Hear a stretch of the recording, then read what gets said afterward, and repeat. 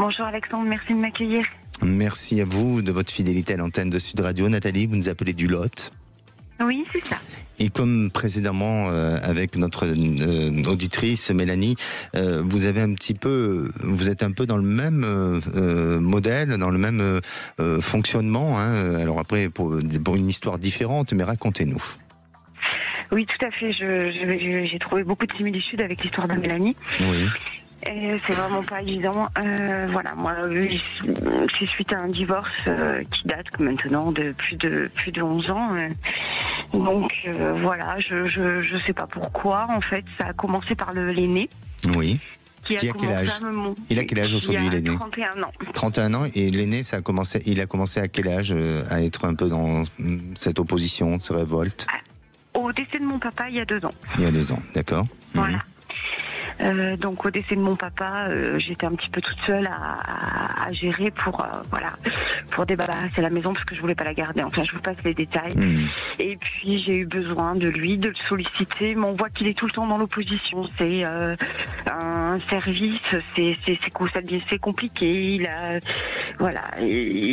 toujours un peu bougon. C'est un petit peu dans son caractère déjà de base. Et après, il s'en est suivi certains reproches qui en plus ne me sont pas, comment dire, c'est des reproches par rapport à, je sais pas comment vous expliquer, moi, quoi, enfin, mes attitudes, bien sûr, qui sont des reproches personnels et qui ne sont pas liés à l'éducation que vous avez donnée à vos enfants. Oui, et puis pas directement lié à lui, quoi. C'est pas. Oui, c'est ça, exactement. Et mes affaires personnelles, quoi, on va dire. Ouais. Oui, exactement. Et est-ce que vous sentez une certaine forme de possessivité envers vous?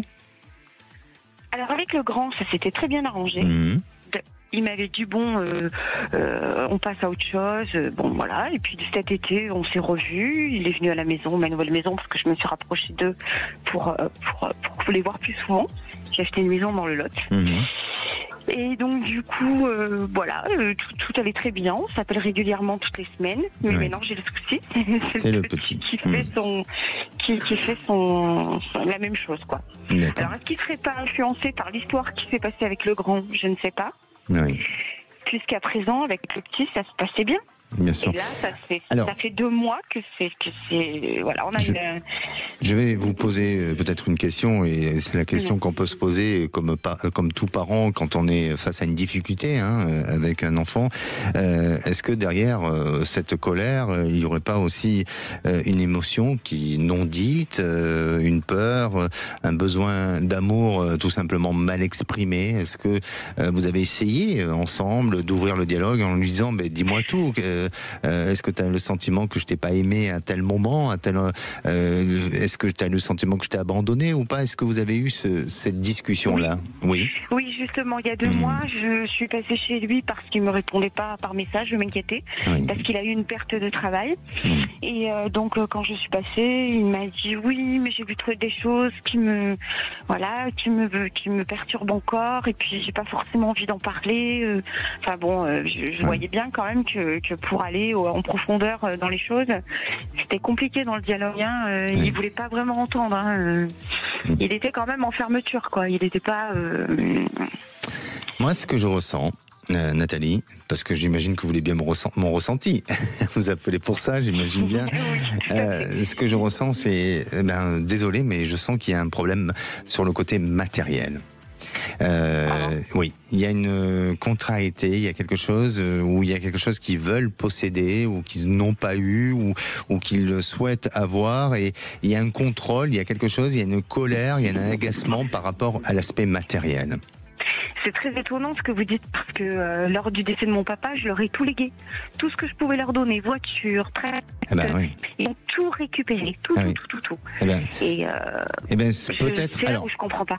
Justement. Alors justement, attention, je suis pas en train de porter un jugement ou quoi que ce soit, mais peut-être que, alors je dis pas que vous avez fait erreur, parce que je pourrais pas me permettre de vous dire ça, mais est-ce que ça a changé peut-être la donnée dès lors que vous avez tout légué? matériellement, que vous êtes un petit peu démunis pour eux, et ils portent un regard sur vous différemment, plus de la maman comme elle l'a été auparavant.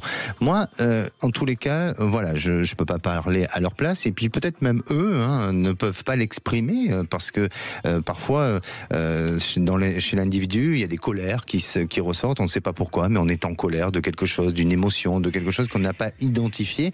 Mais en attendant, pour moi, le côté matériel a été, si vous me permettez, a été mal géré, et de ce fait, bien vous payez un petit peu les conséquences de tout ça. Maintenant, c'est pas récupérable, puisque les choses ont été faites, donc voilà. Et puis surtout, vous devez pas vous reprocher, au contraire, vous avez été une maman généreuse, bien évidemment, vous avez été généreuse puisque vous avez tout légué.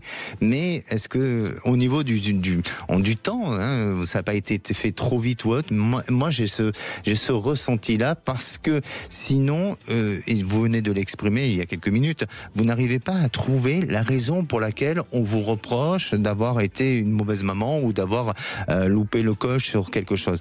Donc il y a un malaise, évidemment, il y a quelque chose qui n'est pas exprimé, qui n'a pas été dit, il y a quelque chose dans ce sens-là, et en tant que positionnement et force de la force que vous avez émanée jusqu'à présent en tant que maman, eh bien le fait d'avoir peut-être libéré certaines choses sur le plan matériel, ils ont un regard sur vous différemment. Alors, ne vous inquiétez pas, parce que je sens qu'avec le temps, ça va se calmer, ça va s'arranger. Et étrangement, j'ai une très bonne nouvelle pour vous. Vraiment, c'est que votre fils aîné va à un moment donné pour prendre la défense sur vous, et il risque de s'affronter avec son frère en disant maintenant tu te calmes et tu ne fais pas vivre autant des choses à maman de cette manière-là, parce que je vous sens soutenu, je vous sens aidé, et à partir de là tout va s'arrêter, tout va se calmer. Oui, parce que là, j'ai perdu ma grand-mère il y a quelques jours. On s'est vu à l'enterrement, mais vous voyez, on a passé toute la journée ensemble sans discussion, quoi. C'était et que Florian l'aîné est beaucoup plus proche, et du coup, il était renfermé aussi. On voyait ils étaient plus ou moins en soutien. Oui. Mais bon, pour l'instant, et c'est pour ça que je vous dis, mais essayez de réfléchir à ce que je vous dis, mais pour moi, à moins qu'il y ait quelque chose de caché qui n'a pas été élucidé, et sur lequel vous nous avez pas tout dit. Mais je crois que vous avez... Je pense, oui, voilà, exactement.